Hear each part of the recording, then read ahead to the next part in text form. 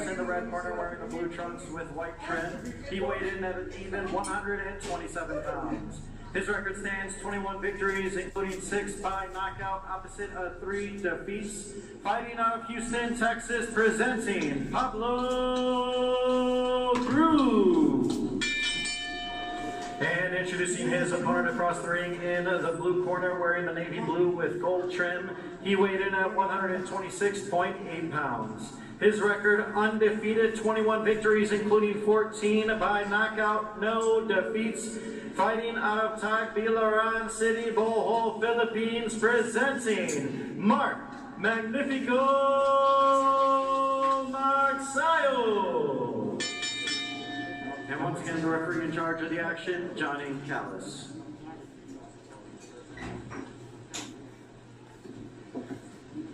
Pablo, Mark, you received your instructions in the dressing room. I want you to protect yourself at all times, but above all, obey my commands at all times. First command is right now, touch him up.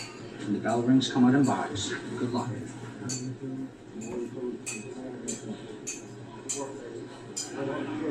Giving new life to the Filipino tradition of boxing on Sunday mornings, this is round 1. One Sports and One Sports Plus. Carlo Pamintuan and Karen Elorde on the call. Dalawang boksingero Pilipino ang tatayo sa loob ng ring to represent our country. The first of which is Mark Magnifico Magsayo. His second fight back after a long break from the sport of boxing. Now let's see how this now Freddie Roach-trained fighter will show up against a veteran also, an opponent in Cruz.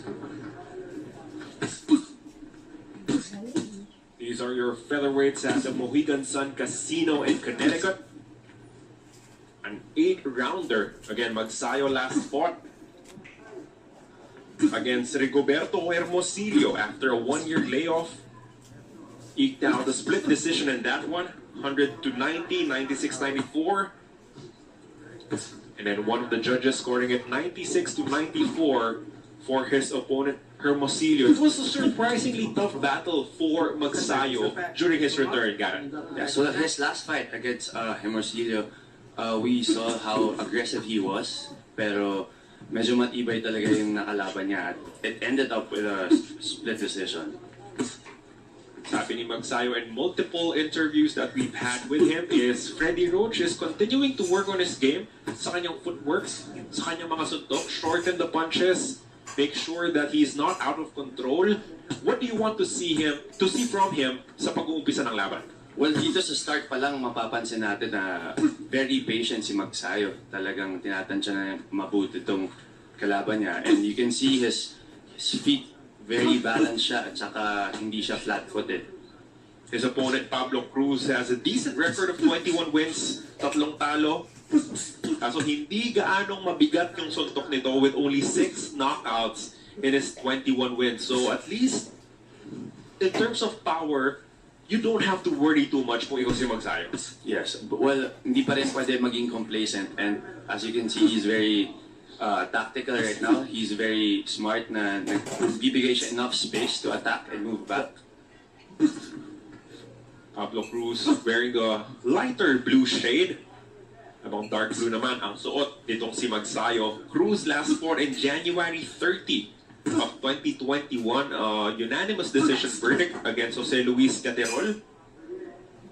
Another issue with him is he has never fought more than an 8-rounder. Kaya itong si Magsayo bumaba rin to an 8-round after fighting a 10-rounder in his last fight.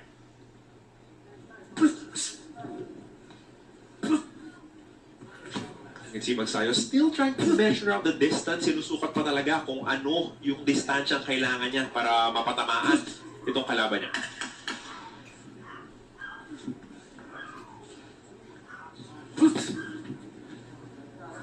Good work so far coming from Magsayo. Nothing reckless. Very calculated yung first 3 minutes ng kanyang laban.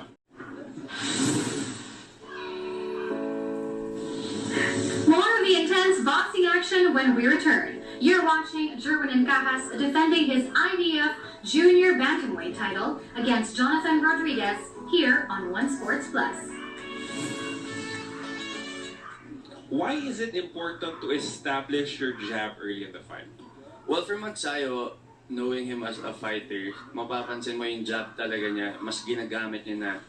And pag makita mo nang lumabas yung right hand niya, yun na, alam mo nang he's gonna go for that kill. Pero itong pag ginagamit pa lang niya yung jab niya, he's still trying to measure up and see kung anong strength meron tong si Pablo Cruz. Si Magsayo working in the corner there with Freddie Roach, assistant trainer Marvin Somodio, of course, of the Philippines. Also helping out sa pagsasanay nitong si Magsayo. He has been in the US, hindi na ito umuwi, no, since he last fought, since last picking up that victory. So a lot of training, a lot of teaching coming from Freddie Roach should really help out Magsayo towards this next chapter of his career. It's a really good combination coming from Magsayo, no? Body, head, yung combination niya, binitawan niya doon.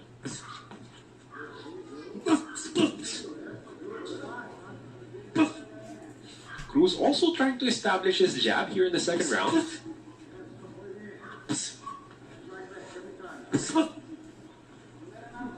Magsayo still not launching a lot of power punches, missing wildly with that hook.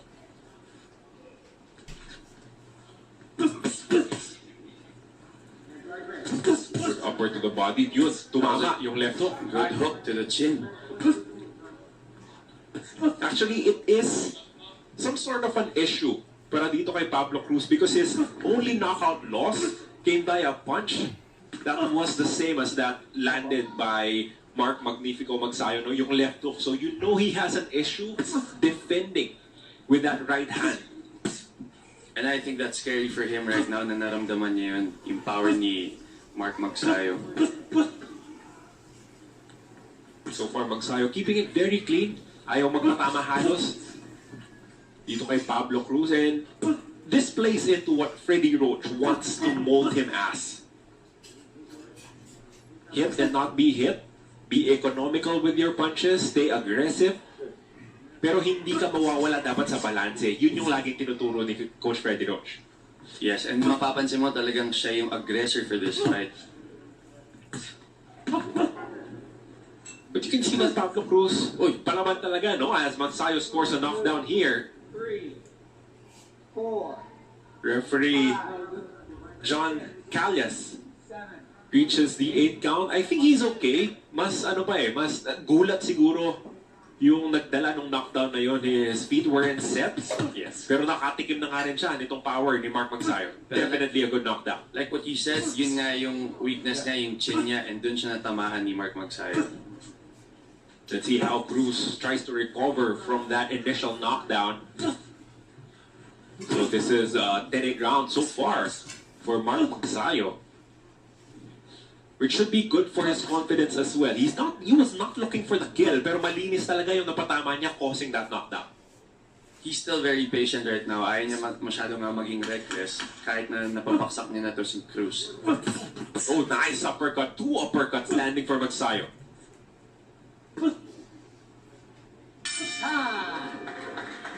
Solid round for Mark Magnifico Magsayo, showing us the punching power that has made him one of the top prospects, top young prospects in Philippine boxing.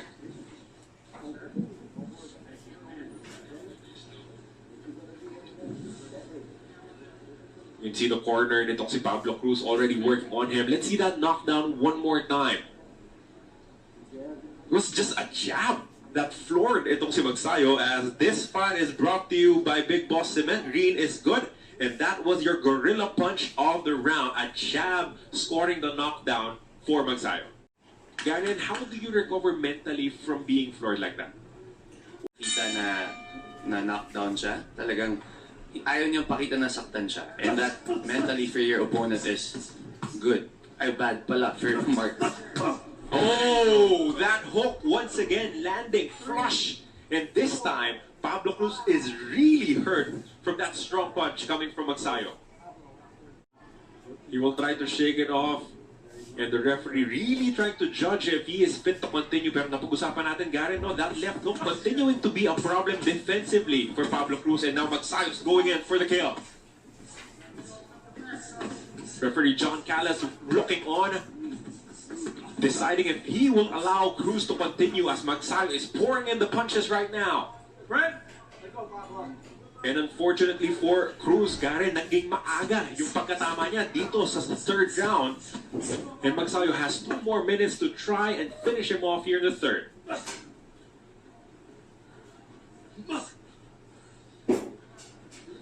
But as we also discussed earlier, hindi pilit yung magiging atake ni Magsayo. Even if he has Cruz hurt, he is not being reckless with his punches. And if you can see Magsayo's eyes, talagang hindi siya gigil. He's just really going for that skill. Alam niya yung dapat niyang gawin. Those are 3 left hooks landing consecutively for Magsayo. No defense whatsoever from Cruz.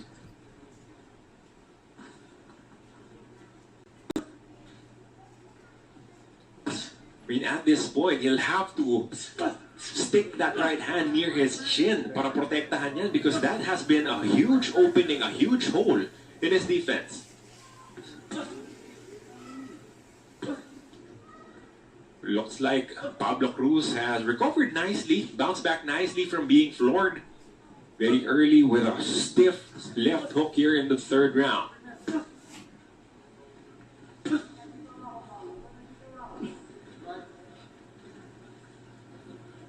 Magsayo very patient, looking for his openings. Pero aggressor pa rin. Itong si Pablo Cruz still moving forward, still, chasing itong si Magsayo even if he has already hit the canvas twice in this fight.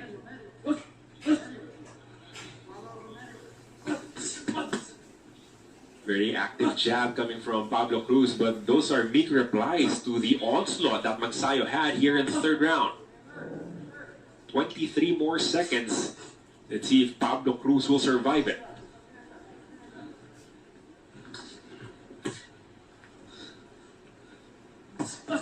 Another nice stiff jab landing right in the face of Cruz.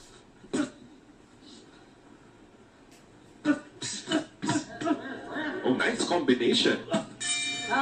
Those were the cleanest punches that Cruz have landed here in this entire matchup. But still, if you look at the scoring, those are back-to-back 10-8 rounds for Mark Magnifico Magsayo. And you can see the blood already trickling down the cheek of Pablo Cruz here as we enter the fourth round.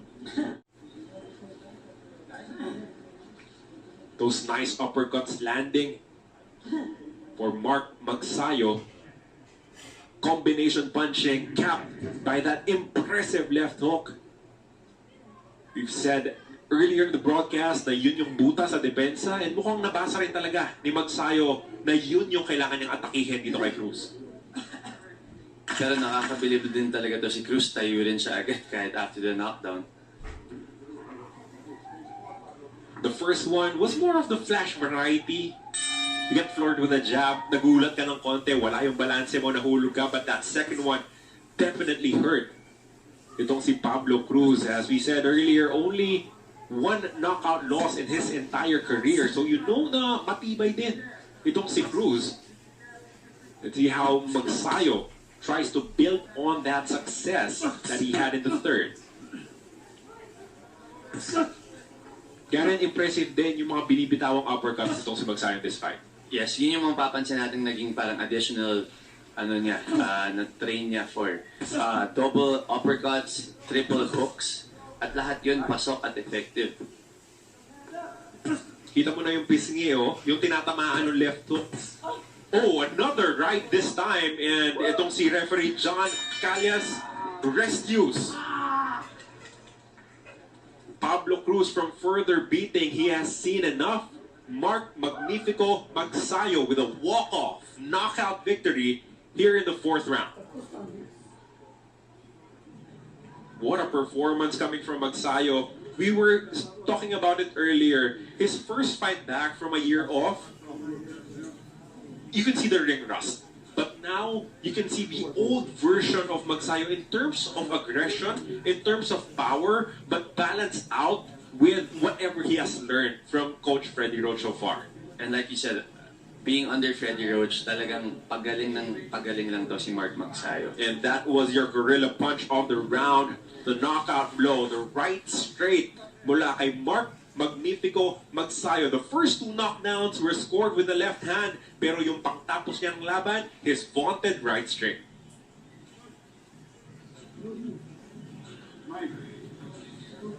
And that is referee John Callas not even giving Pablo Cruz the count. There's no need for it, as he was simply outclassed, totally outmatched by Mark Magsayo, who improves his record to 22 wins, undefeated still with 15 knockouts to his name. At yung president ng MP Promotions, Sean Gibbons, saying that he is hoping that with a victory here, Mark Magsayo moves closer to a possible title shot, and he's right there, Garrett. If you look at all the governing bodies that have him ranked, WBC and the IBF both have him at 5th, WBO has him at 8th, and WBA has him at 10th. So if you are hovering in that top 10 rankings, 1 or 2 victories should be enough to get you into title contention. I'll cut him off, be right back. Si Pablo Cruz congratulating the winner. He was floored with a jab in the second round, floored with a left hook after a volley of uppercuts in the third round, and then finally floored for good with a right straight in the fourth. Coach Freddie Roach surely happy with the performance of his ward. Garrett, from his last fight to this fight, what were the improvements na nakita mo mula kay Magnifico Magsayo?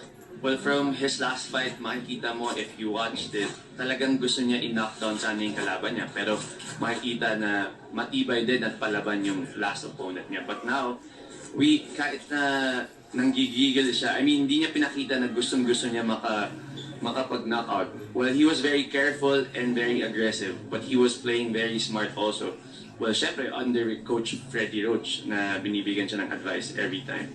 Defense also marked improvement for Mark Magsayo. Barely touched in this 4-round fight. Masipag yung jab ni Pablo Cruz, but it barely did any sort of damage kay Magsayo, as he was very good on his feet. Stayed smart, stayed patient, waited for the opening, waited for that perfect opportunity to go for the kill. And that happened in the 4th round. What a victory, a huge one for Mark Magnifico Magsayo. Now 22 wins with 15 knockouts, as we have the official decision.